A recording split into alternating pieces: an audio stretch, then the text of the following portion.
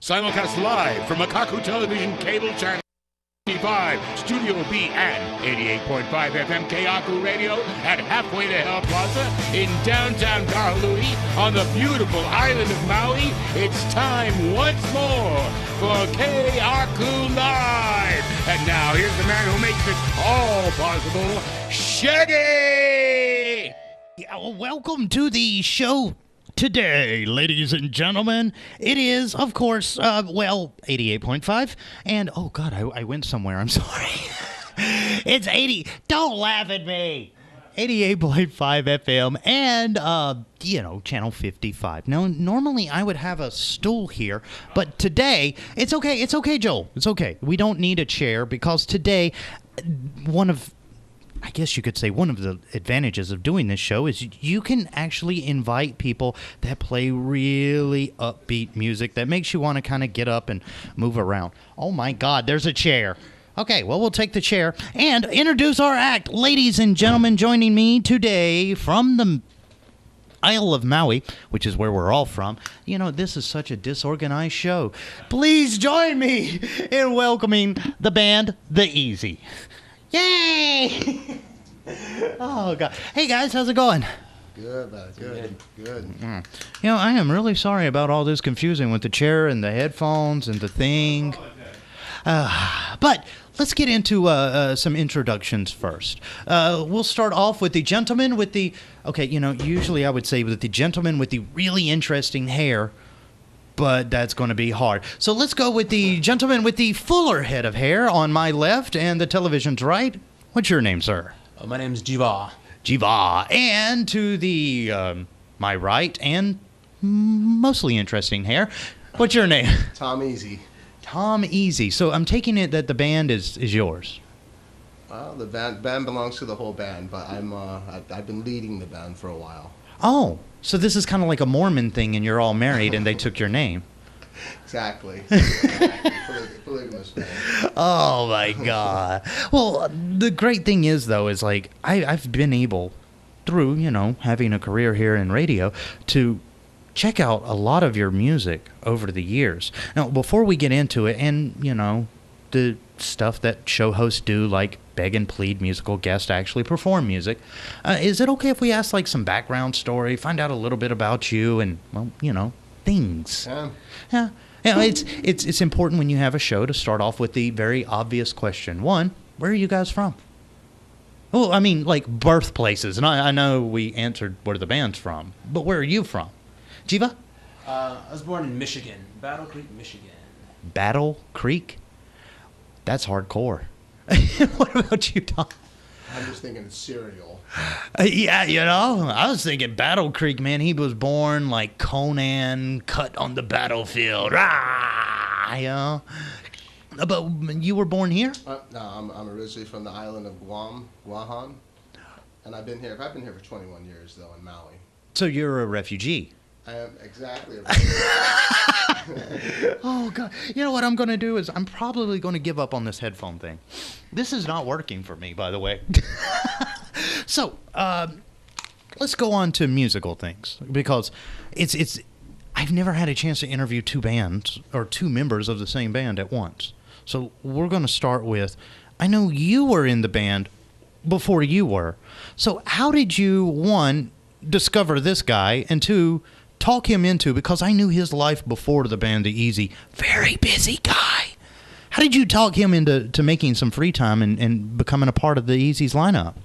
We just gravitated towards each other since he's been here. Yeah, we've gravitated towards each other. Of course, everybody knows Gervais, and it's just been one of those things. It's serendipitous that we've just come together in this. Wow, man, serendipity. That's a big word to use to describe that. Was this easy for you, though? Because, like I said, before your life with The Eazy, and we want to get into some backstory, of course, of the band longer than that, but it shocked me when he came in here. He's like, yeah, man, I'm with The Eazy. The first thing I had to do was go outside and make sure the sky wasn't purple or something and I lived in an alternate universe. Because I didn't even know you played so much before. I'm always playing. And what is it that that drew you to wanting to become a part of the band, other than the fact that, dare I say, you make some kick-ass music? Yeah, probably like 10, 11 years ago, I was throwing these Unity festivals over at Baldwin Beach. Mm-hmm. And the day before the gig, my lead band, who was bringing the PA, canceled. Ow. And I'm like, oh, I gotta scamper, I gotta figure it out. And I was in Paia, and someone's like, oh, the Eazy has a PA, you should find them. I don't know how to get a hold of them. You can track them down. I'm sure they'd help you. And then later on that day, I figured out Lisa was having a birthday party in Paia, and the Eazy was playing. Oh. And so I crashed the party and talked with the band, like, hey, tomorrow I'm doing this thing down at Baldwin. You guys want to come Please play? help. You want to bring your PA? Oh, wow. And for you, when he first walked up, were you like, oh, my God, what does he want? Because it seems a little stalkerish, his approach, by the way. I'd actually known him for a little bit from picking him up hitchhiking. Everyone knows Gervais knows that he gets around. Mm-hmm. So yeah, I picked him up several times hitchhiking. He was just this cool character that I saw. Well, we do not down hitchhiking on the show because that is, in fact, how I met my wife. So we do not down hitchhiking at all. So, you were thumbing a ride. You were like, hey, these guys are the Eazy. Did you know it was the same guy that's given you rides before? Yeah. I mean, I've seen them before prior to that, but they weren't like my bros. So you had to go from level of casual guy that he picks up on his way to work sometimes to I want to be a member of the band. But then now when you were doing the event and everything, I take it all worked out in the long run, right? Oh, yeah, it was great. We always loved playing at Baldwin, so that was... Yeah. And where is it primarily that you guys are doing your jam sessions now? I know that tomorrow we've got a show and we don't want to give it away just yet. But where do you guys usually, hang out and jam and get your practice and, get your licks in? We have a rehearsal studio on the Y side, Mm-hmm. Y side over Wailuku. I like gang symbols openly on the show now. Y side. Ooh. Yeah, Right. We rehearse on the Y side. Yeah, I like to say in between Ikolu and Willie K. Next door to Kanikoa.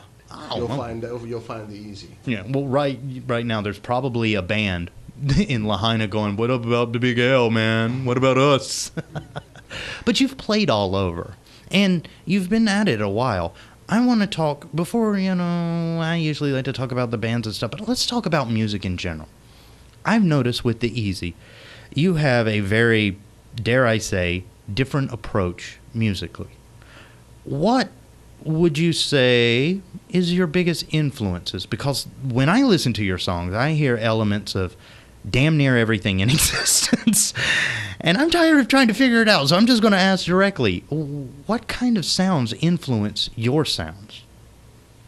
The biggest thing right now is just anything ukulele. I love all things ukulele, and I'm trying to incorporate that with just with all kinds of different musical styles. I think that's kind of typically island style, to incorporate everything in there and make it your own. Well, being from Guam, is the ook there as big as it is here? I think it's I've been here for 21 years, so I would think so, because ukulele is pretty big everywhere now.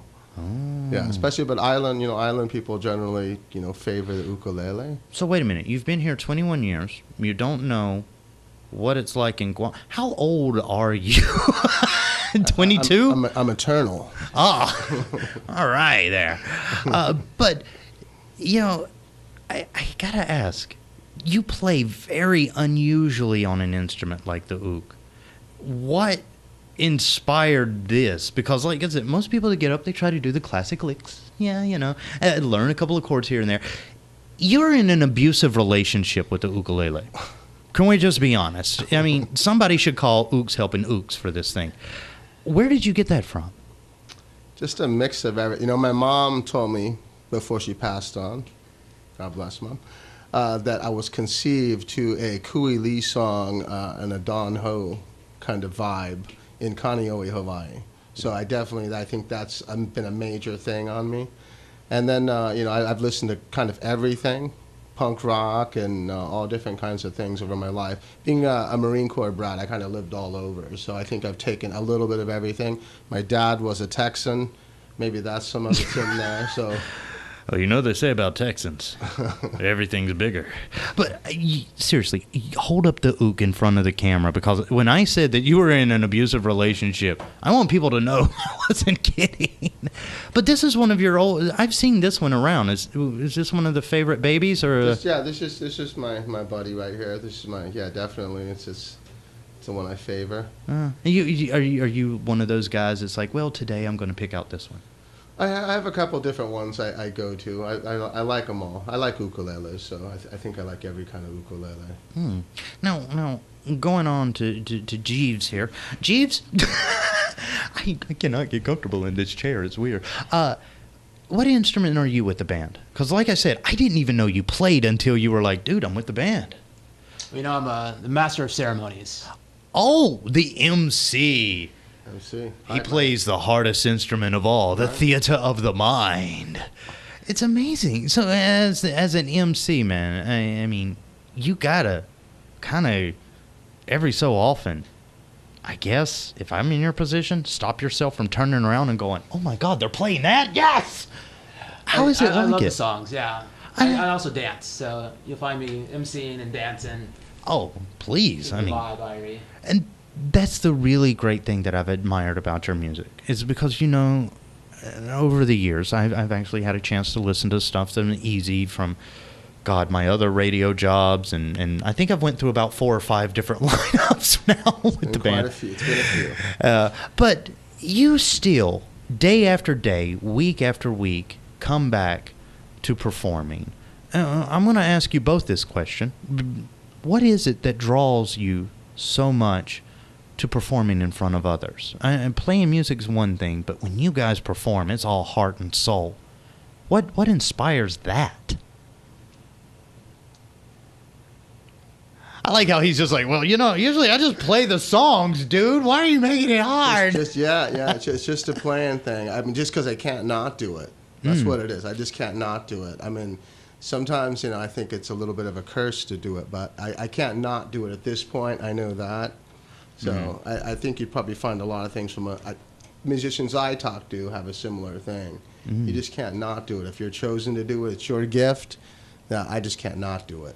Wow. And you've pretty much been doing this, I guess, since birth, it sounds like. At this point, yeah. Like I said, I am eternal, though, so. Jiva, what do you notice? Like, when you guys go out and do shows, when you're up there and you're emceeing, people are really kind of receptive to the energy you guys bring to the stage, aren't they? Oh, yeah, very much so. They really, because they don't know what to expect. Usually, either they're fans already or they're soon-to-be fans. Well, and you can kind of tell who the real fans are. You ever catch anybody mouthing your lyrics back at you? Oh, yeah. Does it ever mess you up? That's what you hope for. You want everyone to know your songs and everyone to be a part of the scene, you know, part of the Ohana, the Eazy. And so it's just like a family community vibe that you have at the shows. My son is the drummer. My brother-in-law is a guitar player. Wow. Yeah, and then, a lot of, it's island style, typically big, you know, very family-oriented. And you know, I thought we were joking earlier when we did the polygamy band joke, but I'm starting to see there might be ties to that. So when's Jiva marrying into the family? It's we're trying to find a spot for him. Unless he's going to marry the bass player anytime soon. That's wow. I do love Daisy. She's awesome. And that's cool. I remember Daisy, so she's still around. Daisy's still in the band, yeah. Nice. Now, who was it? Because I've got to tell a little bit of an embarrassing story here. Who was it that didn't show up for today's interview because they didn't know where we were going to be? That's Dave, the guitar player. Dave. Yeah. Oh, man. Can I tell you that as far as histories of bands and guys named Dave, hasn't always worked out that great. You know, there was Dave with Van Halen. Yeah, I'm just saying. Dave, buddy. Right now he's listening to us on the car radio going, damn you! But Dave, I don't think I remember from the last lineup. Was he been with the band long? Dave has been with the band quite a few years now. Yeah, Dave has been. Yeah, he's been with the band quite a few years. Now, it's because I mean, God, this is embarrassing. The last time I saw you guys perform, it was at like the Kahalui House. One owner ago, I believe. Yeah, a few of them there. You know, that's the funny thing is like when you're in entertainment, you can name how many places you've played by how many owners they've had. Oh, did you play here? Yeah, like 2 owners ago. Oh, yeah, those were good days. But since that time, though, you know, and I think around that time too, I was asking, when's the CD? When's the CD? I want to say kind of went off and rewrote the sound.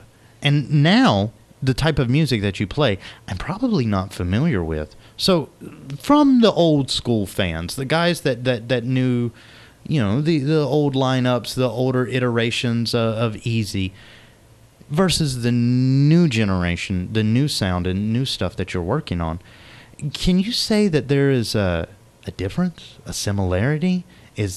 What has changed about the band? I mean, I'm sorry to throw you these hard questions, but seriously, if I was not lazy, I would go out and actually watch performances. But I don't think really anything's changed. We're still high energy. We're still bringing, we still, we have a book of songs that we do from that time to now that people really seem to enjoy. So, but that was, and I don't want to date any of us. That was years ago. I mean, I fear for your future health if you rock that hard on a nightly basis, you guys.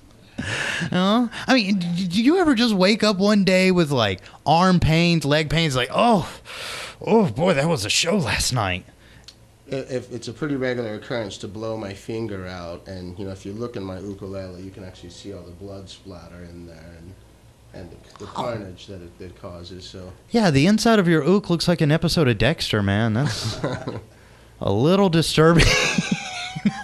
And then just always just singing. I try to go full out every time. So it does. Yeah, I end up often with a blown out throat and. Man, and your MC here. I mean, I gotta imagine that after a while, the balls of the feet must be bruised, man. I love to dance. I've danced. I've done dance-a-thons for 6 hours straight. So, you're one of the rare people that I will actually see dancing with no music around. And the bad thing is like all the time I would go out and I would see like bands in clubs and stuff, and I would think, God, this is kind of cool. When you first move to Maui, you got to go out and experience everything. The first time I go to an Eazy show, I'm like, dear God, rock and roll lives. How would you though describe your sound though? Because it's not like heavy rock, but it is rocking. It's not like completely alien to an island style sound, but it's not island music. In a nutshell, is there successfully within the English language a way to describe your sound? I think it's rock and island music. It's island music, but in a rockin' representation. There's some nahi nahi in there. Definitely the sweet ukulele thing going on. There's the Paniolo side of things with Dave. If you hear his licks, he's definitely Paniolo Makawa, born and raised. Oh wow! But it's a rock and roll thing. I think all of us are big fans of rock music and the presentation of a band and as what we know as a rock band. So. Well, I tell you what, because we've got to take a quick break here right now. We'll get ready, take a break, and when we come back, I'm sorry, Joel, you're on the wrong monitor, buddy. We'll take a quick break, and when we do eventually return here, we'll have, I guess, a chance for you guys to play some stuff. Is that okay? Yeah. Okay. Well, all right, quick break, and we'll be back with more. Joel, hit 'em!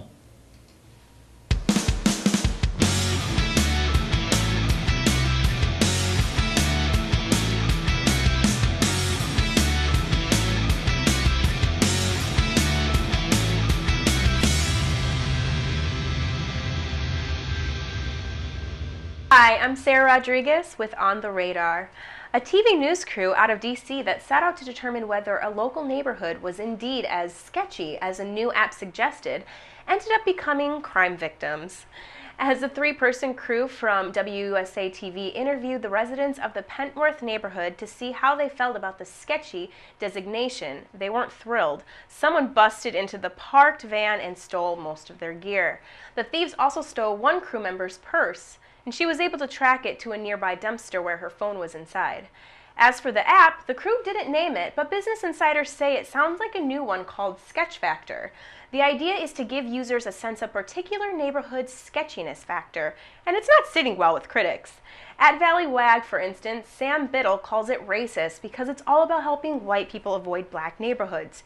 Sketchy, he adds, is the term young white people use to describe places where they don't feel safe because they watched all 5 seasons of The Wire. It's the kind of story that almost has to come with a Portland Dateline. It seems that on Monday evening, a concerned citizen called Portland's non-emergency line to report a chicken crossing the road. Prefacing his concern with, "Hi, this is actually not a prank call," the man proceeded to inform dispatch of the chicken, resulting in this conversation as per the Oregonian. Dispatcher: "Is it causing traffic problems?" Concerned citizen: "Yes, it's really trying to go into the middle of the road." Dispatcher: Yeah, is it just the one chicken?" Concerned citizen: "Just one chicken, yeah." Dispatcher: "And are people almost crashing because of it?" Or concerned citizen: "I had to slow down to almost a complete stop." Unfortunately, responding officers saw no sign of the offending chicken, thus leading police rep to tell the AP that police, wait for it, were unable to determine the chicken's intent. Archaeologists in Greece are nearly ready to enter what they say is the biggest ancient tomb ever unearthed in the country. The tomb at the ancient site of Amphipolis in the Macedonia region, around 65 miles northeast of Thessaloniki, dates from around 300 BC, the time of Alexander the Great. Though experts don't believe it belongs to the warrior king who died in what is now Iraq, the Telegraph reports, 2 carved sphinxes flank the entrance to the tomb, which is surrounded by a 540-yard marble outer wall. It looks like the tomb of a prominent Macedonian of that era, a culture ministry official tells Reuters. Archaeologists have spent the last couple years excavating the ancient burial mound under which the tomb was found, and they plan to enter the tomb within the next 2 weeks, reports NBC, which adds that there is one clue to its possible occupant. Researchers believe a 16-foot stone lion unearthed in the area a century ago and associated with Laomedon of Mytilene, one of the Alexander the Great's military commanders, once stood atop the tomb. And that's what's on the radar with Sarah Rodriguez.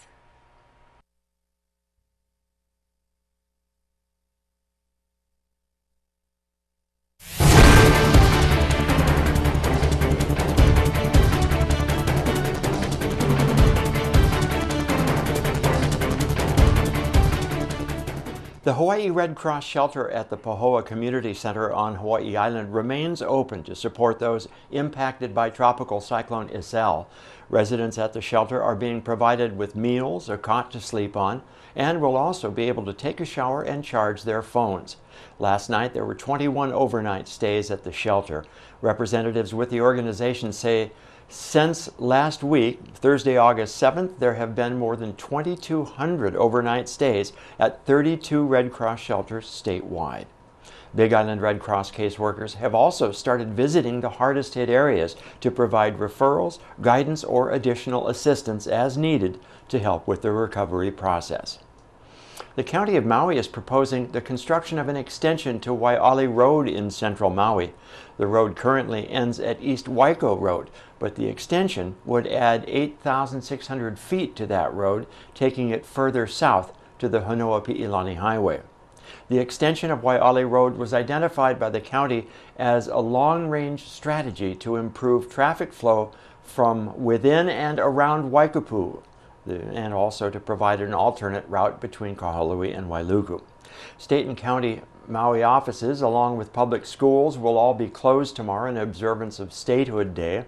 There will also be no residential refuse collection, and all county landfills will be closed, as well as all public libraries.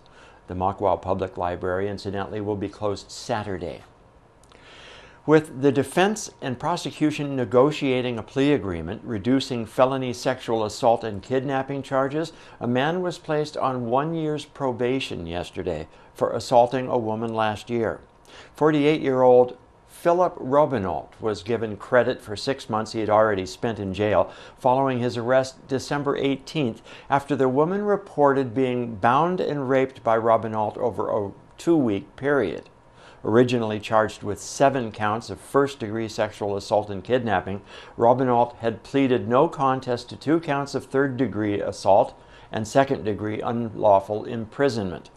3 misdemeanor charges were reduced from the original felony counts. First Deputy Prosecuting Attorney Robert Rivera said the prosecution acted on behalf of the victim in deciding to resolve this case. He also said that some of the allegations the woman raised could not be proved. The Kula Forest Reserve remains closed in the wake of Storm System Isel last week, with the damage being assessed and downed trees being cleared, according to the Department of Land and Natural Resources. The removal and clearing of downed trees from the interior roads in the reserve is expected to take up to several weeks. All other state-managed forest, land, and state parks in Maui County are open. Free child car seat and booster seat inspections will be done from 10:30 a.m. to 1 p.m. this Saturday. That's in the parking lot of the Maui Marketplace near Pier 1 on Dairy Road in Kahului. Those interested in having child car seats checked to see whether they're properly installed should show up with the child, the car seat, or the booster seat, and the vehicle. The inspections are done on a first-come, first-served basis and will take up to at least 30 minutes. State law does provide that children from infant to 7 years old are required to be restrained in either car seats or booster seats while riding in vehicles. Maui weather, mostly clear skies ahead, and that's expected for the next few days, with highs today near 90 and lows in the lower 70s. Northeasterly winds currently blowing at 10 to 15 miles per hour. And that is your KAKU News Break. I'm Chivo Cheng Johnson. It is 88.5 FM, and of course, us here at Channel 55. I almost forgot where we were. Oh, this is so not cool. In the studio with me is a band, a really great band, a really, dare I say, easy band to like. It's the Eazy. And during the break, I want to go ahead and throw my producer under the bus. Joel Agnew, for everybody, is the Reverend of the First Church of Rock and Roll. And when he heard you guys mention that you play rock and roll island music, he's like, I want to come in. I want to hear the songs. Ain't that right, Joel? Yeah. Yeah. We want to hear some songs. Music. See, he is going to go crazy. And I don't know if you guys know this, but he's bigger than me, so I'm going to let him win this one. Is it okay if we get a little performance from you? I know it's putting you on the spot, but can we? That's what we do. Okay. Well, I'll tell you what, ladies and gentlemen, please welcome to the stage, the Eazy.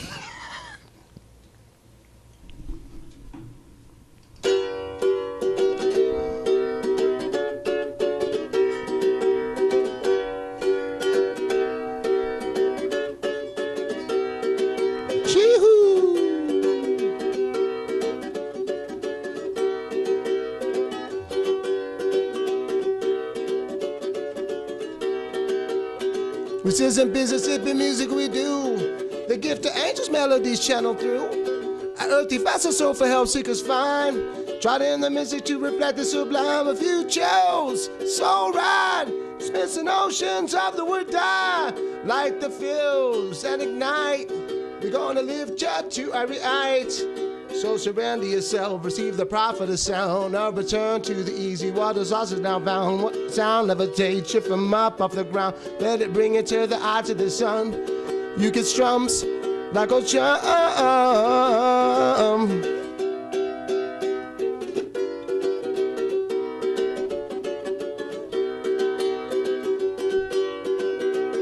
This is how we get some.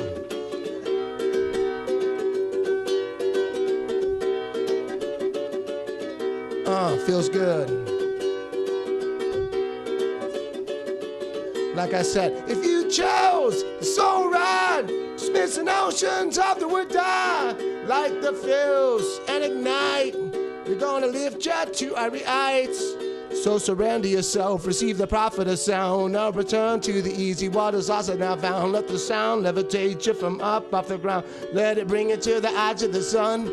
You get strums like old chums.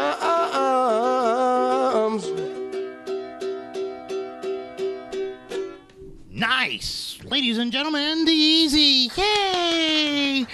All right. So, that was a really quick rocking song. I gotta ask, one, what was it called? Return of the Eazy. Oh, so really, what that was is that wasn't a song. That was the epic saga of the story of the band of the Conan Eazy. Barbarian story of the Eazy. Hey, you guys ever feel like you're musical warriors? Because, I mean, at the end of the day, you're fighting the fight against bland music. I think you have to if you're going to be out there and be a player. I think it requires that level of intensity. Okay. You know, I am going to smack some equipment here in a second. Oh, boy, we are having so much fun today. I want to know, though, like, a lot of bands, when they have songs that they, write about themselves, they tend to go either really good or Kanye West crazy. Have you ever had the moment where you're like, you know what, I want to write an epic tale, kind of like Tenacious D would have themselves about the Eazy? Because you guys have an interesting enough story that you could just throw some dragons and stuff in there, and it's heavy metal legacy. You ever thought about doing that? We're working on that album right now, actually, now that you mention it. Yeah, it's a double album. Sorry. That's the only way I can get that thing to work. Good old rock and roll equipment. But that's the funny thing. Us being a country station, there's a little bit of rock and roll in here. And the thing that I'm picking up, and at least from the sound, right, is you remember the old days of like guys like Johnny Cash and I guess what you could call like the early country rock kind of movement. When you're playing a rock type delivery on an ook, it's very reminiscent of that. Have you ever like sat down and tried to see, and I know this is nothing that anybody else would do besides me who has too much time on my hands, but have you ever sit down and tried to listen to your songs side by side to figure out what genre you actually fit in? That's one of those tricky band things, trying to figure out your genre and your proper marketing. Proper marketing. I know it's the evils of marketing and advertising, but there's a lot of spiritualness in finding yourself, I suppose. But it seems like you guys at the center are just fun, loving, and ready to jam kind of an act. Is there any like moment that you're going, you know what, forget this, I want to go play piano and write ballads? I think every day I want to do that. Yeah, that's just for fun. Well, what about you, Jiva? Is there a sensitive guy in you just begging to get out and write some R&B? Oh yeah, we'll be down. It's gonna come. Retirement. Yeah, he's got the dancing down, so we know that somewhere within him there is an inner Usher. But yeah, it's funny because this isn't the style of music that we're used to here on Maui. Most of the time, you got a little kajank in it, but the tempo doesn't go as fast as you do. When you sit down and you listen to other acts on the island, has there ever been somebody that you're like, man, they're a great band, but just speed up a little bit? No, I'm very reggae oriented also. So I definitely, I like the slow skanking stuff, which we do also. Oh, really? Yeah, we mix it up. That was just one. We probably do like 5 or 6 different styles in our set. This is one of those points where I'm going to have to ask the annoying thing. Now that we've had the fast style, can we see an example of the laid-back style? Okay, All sure. right. Yeah, cool. I love this show. Go for it.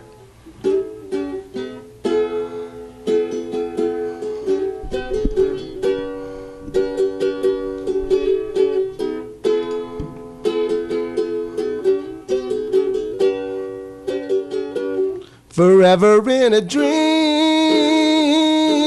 baby. Forever in a dream, baby. Let me bust a little story about some lovers, if it too, so young and powerful in the prime of their lives. Far as love was concerned, there was man and wife. Goodness come, they got to do, and found themselves life, love, true. They decided then and there to never be apart. But then the very love that they lived for was pledged away by others' force. And what would they do? Vibrating on became the only recourse. And she says, put your head right next to my heart. This not the end, it's just the start. Soon we'll be as one with the crashing surf. And drop, drop, drop, drop love's rebirth forever in a dream, baby. For the rest of our days, 'cause your way it be my scene, darling. And there can be no other way, forever in a dream, baby. For the rest of our days, 'cause your way it be my scene, darling. And there can be no other way.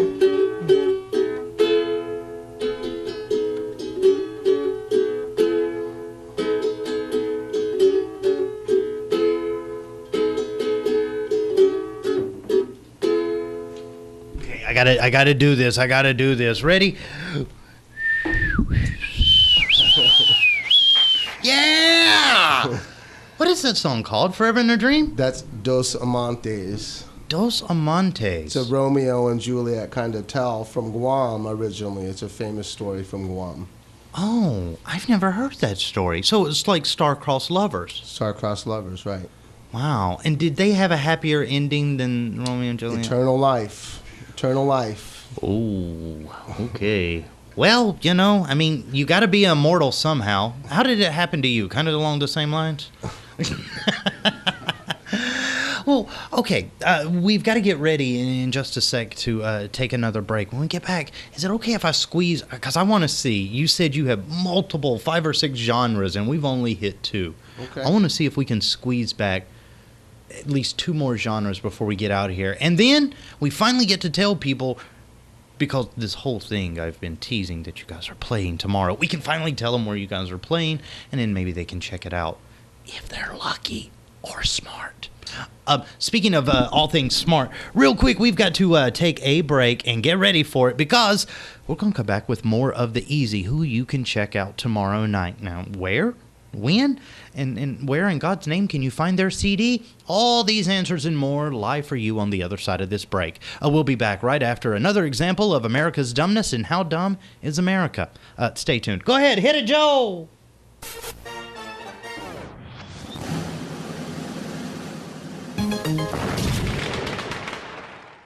Hey, it's Shaggy, back again to embrace all things American and dumb.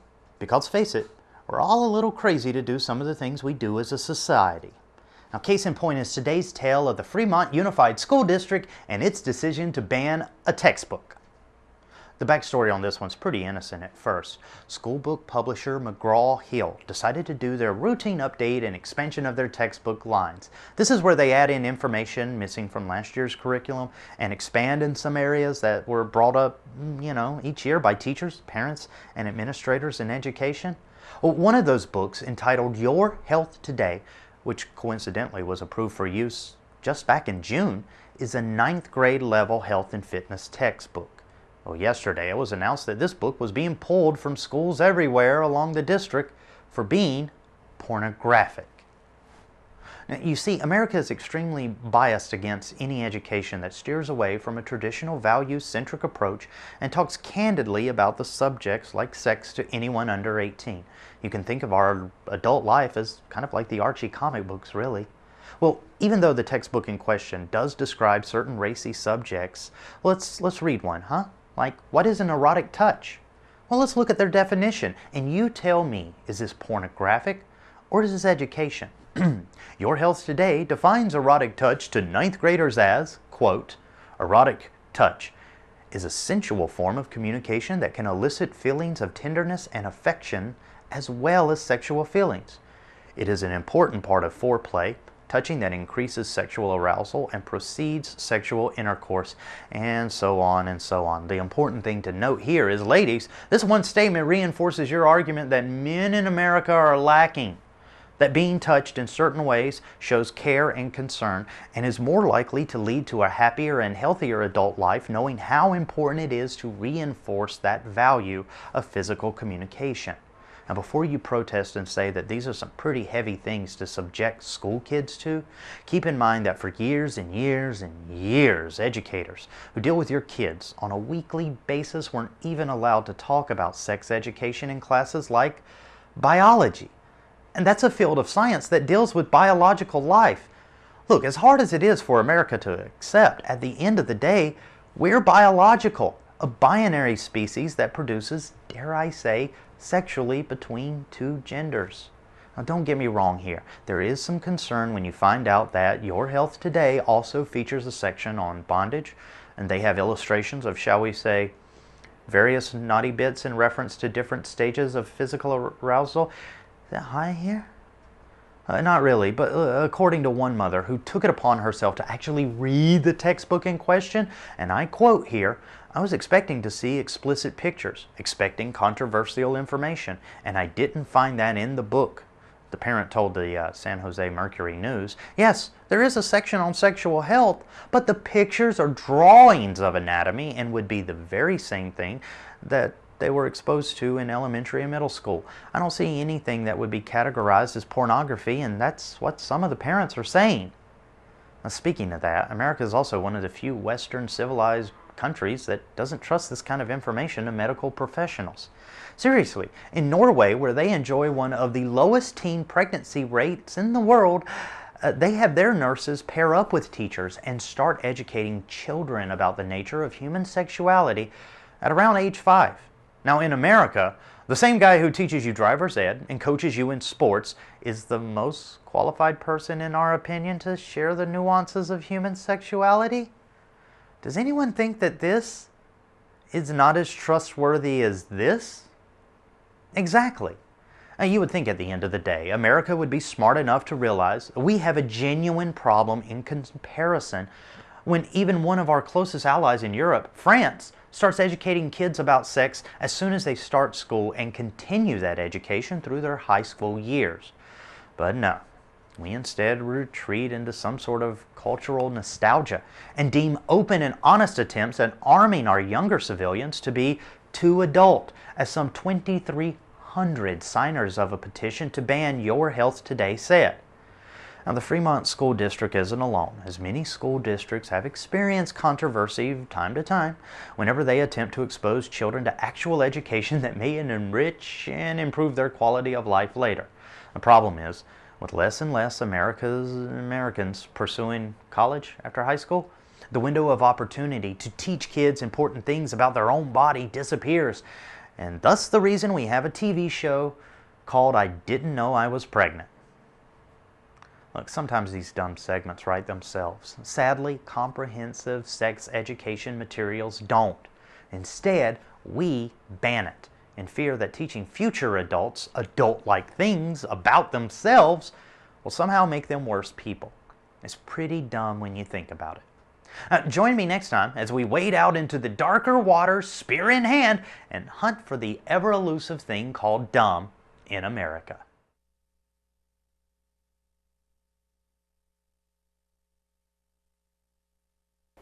KAKU. Gesundheit. What?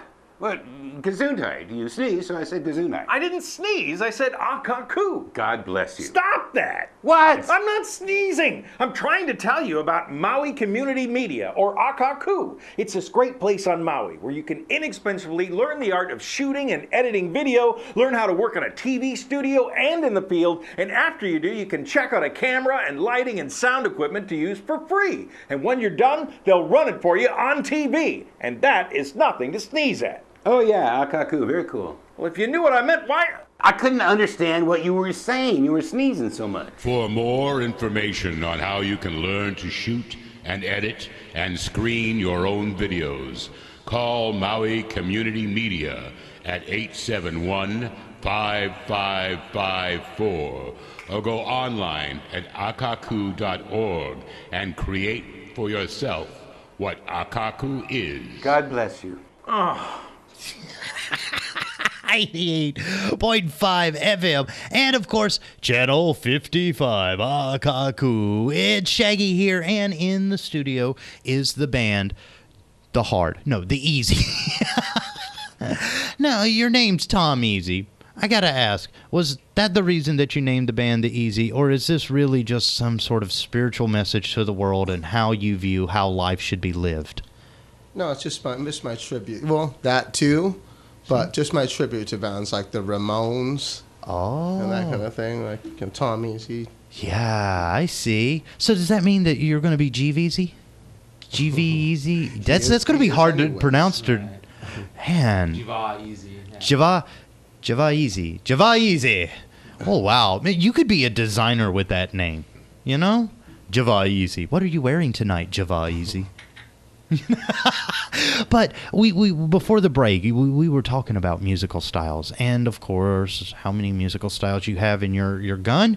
Well, it's a novice 6-shooter. We've only got 2 bullets down. We've done the hard rockin' one, or a happy upbeat one, we'll call that one. We've done the reggae laid-back, good story, by the way, that I've never heard. Now I'm going to go home and Google that. What would you say is another clear example of a different style that you can play and we can eat up showtime because Joel really wants to hear you guys play? Well, I mean, we have like we do a lot of reggae stuff, of course. Yeah. You know, reggae is definitely part of the island experience. So we definitely add our own thing to it. Oh. So it's like reggae with cream filling. It's like rock and reggae, yeah. Oh, reggae sprinkles. Okay, let's hear one. This is about my friend Scotty. He was in a Beatles cover band here for a long time, so. A lot of life to lead in a short amount of time. Pleasure center in his brain, it would not be denied. It's just a given that no one gets out of here alive. So he blaze upon that candle and he launch into the light, yeah. Na-na-na-na, yeah. Na-na-na-na, yeah. Na-na-na-na, yeah.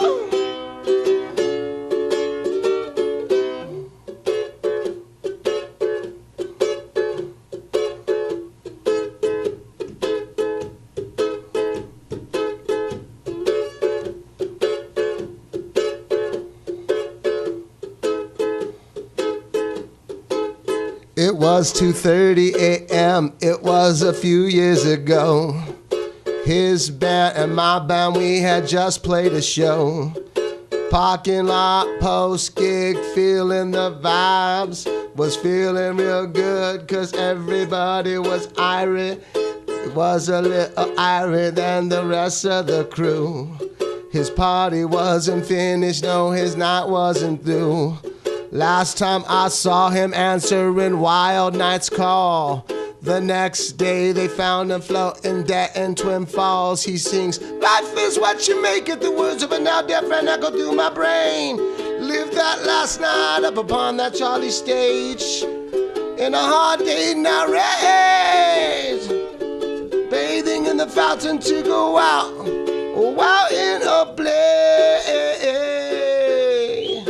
Out in a blaze, out in a blaze, out in a blaze. Nice. Ladies and gentlemen, out in a blaze on that one, huh? Okay, I gotta ask, Classic because rock and roll tell. that did not sound like a happy ending story either. What in God's name was that about? Because it did not sound like he was having a good day. He was having the best day perhaps of his life, but it ended tragically for the living. Ah, see, I was picking up the whole other message, you know? I was like, man, this song kind of makes me want to burn down a building. Maybe even this one. Don't say that too loud. My boss is in the next room. But, you know, so tough tough lyrics on that one. And when I mean tough is, you know, we're over here, we're trying to groove and dance. Like, yeah, die. Wait a minute, what? I think sometimes that's probably the difference between my island music and island music, what people normally say. You know, you're not island music. Yeah. You got feel-good island music, and then you have my kind of island music, which I think is still feel-good, but... Yeah, it is definitely feel good if you're somebody like maybe Batman, perhaps. I mean, you've got to be a really dark, gritty reboot of happiness. That's part of the society, right? I'm just, you know, yin and yang, you know, so I'm darkness and light. Okay. So that was a little bit of the yang, right? So can we get like another sample of a little bit of yinish? Yinish. What do we have that's I know, like, all of a sudden his brain is thinking Yiddish, so he's going to be like, oi, we play a song, maybe. No, but, you know, when you go as many different styles as you do and you layer it up like a cake, how does these shows work out when you perform? Do you do, like, all of your fast, hard stuff together and then, like, take a break and then come back and your different, slower, relaxed band?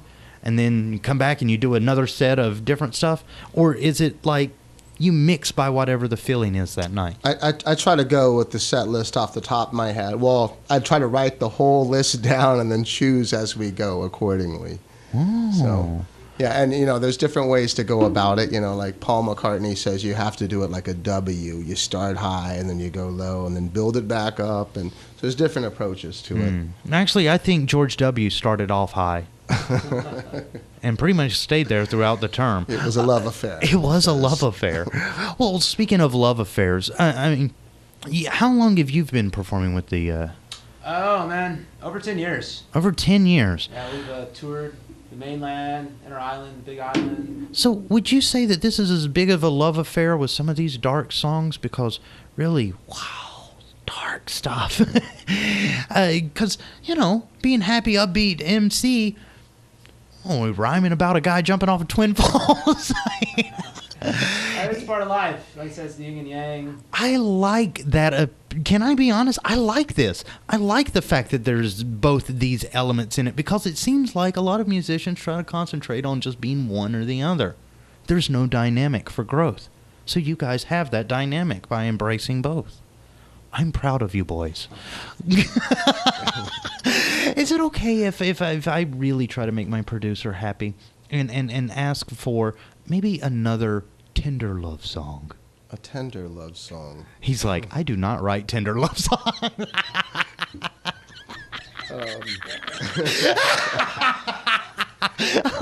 He's like, oh God, really? Tender love songs? When I go into love song, for some reason, I'm always going funk. Without my bass player, without Daisy here on the bass, I'm lost on the tender love songs. We do tender love songs, but they tend to be with a funk drive to them. Yeah, James Brown in a tender love song moment. Oh, I think I remember watching those movies back in the 80s that all had that same soundtrack. Bow, chicka, bow, bow.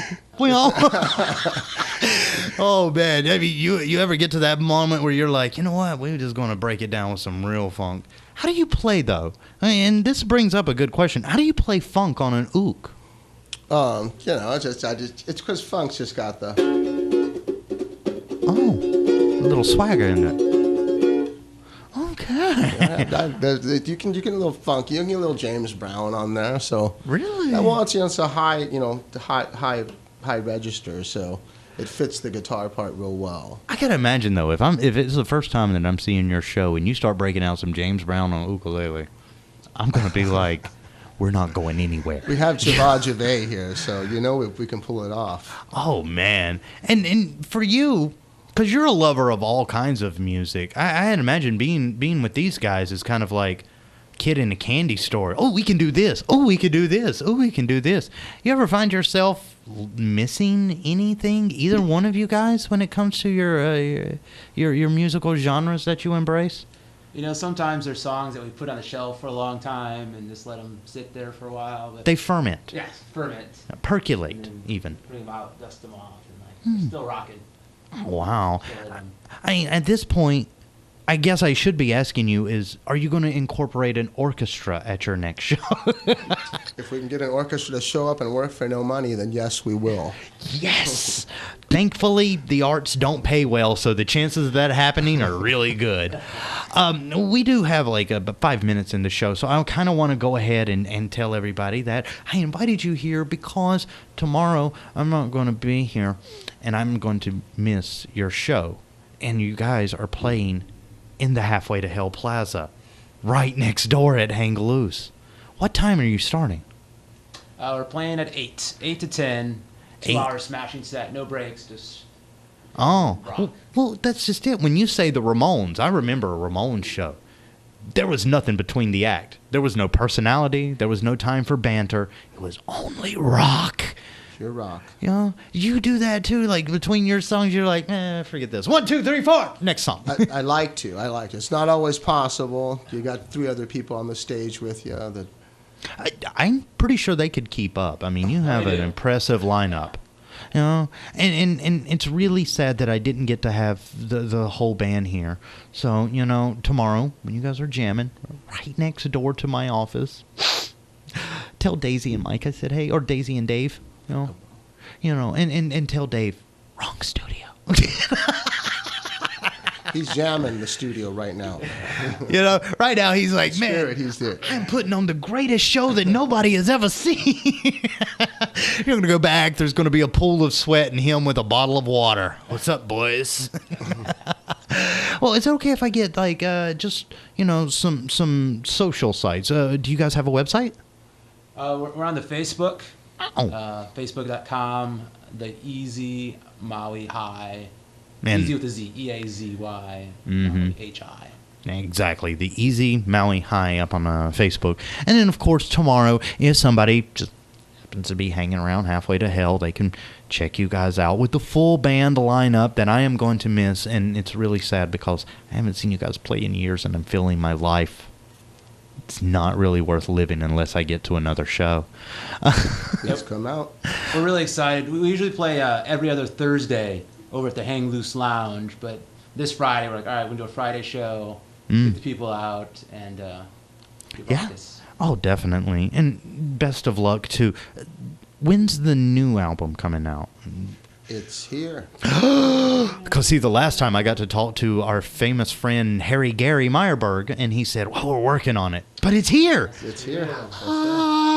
And behold, an angel of the Lord came and bestowed this gift. Oh, my God. And there's 8 great songs on here. Molokai Stomp. You do Molokai Stomp? Molokai Stomp. Yes, sir.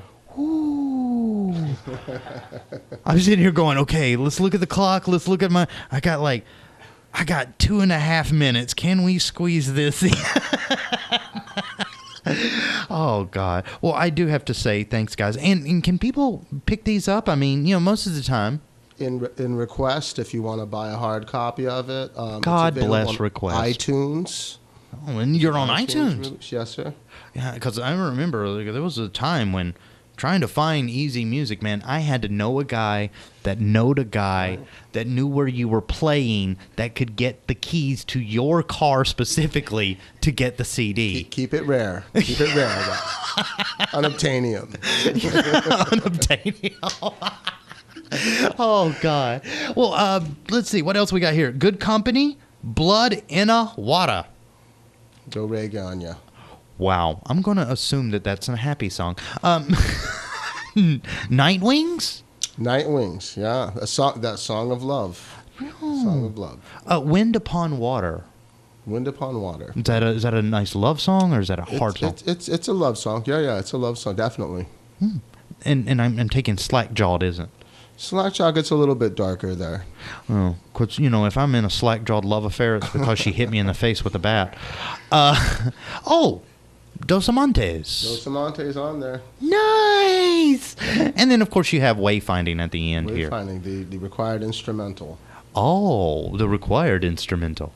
Well, guys, I got to say, it sucks that I'm going to miss your show tomorrow, but thank you so much for coming by, and thank you for the CD, because I'm totally keeping this. I don't know if you meant to give it to me, but it's mine now. Rock on, rock on. Well, for everybody else, tomorrow, Halfway to Hell Plaza, these guys are going to be hanging around the KAKU studios. Unfortunately, we won't. It's Admissions Day. However, tomorrow at 5 o'clock, join us here for a show, because the show must go on, just like it will tomorrow with you guys. And best of luck. For everybody else, thanks for tuning in, and make sure that you check in with us. You can do that online. Watch the show live anywhere in the world, akaku.org. You can even send emails into the show. Maybe you'd like to be a guest, live at akaku.org. Thanks for watching us here on Channel 55 and listening to us at 88.5 FM KAKU. Till tomorrow.